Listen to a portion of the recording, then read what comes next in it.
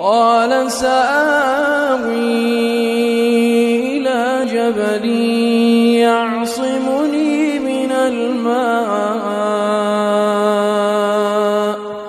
قال لا عاصم اليوم من أمر الله إلا من رحم وحال بينهما الموج فكان من المغرقين وقيل يا أرض ابلعي ماءك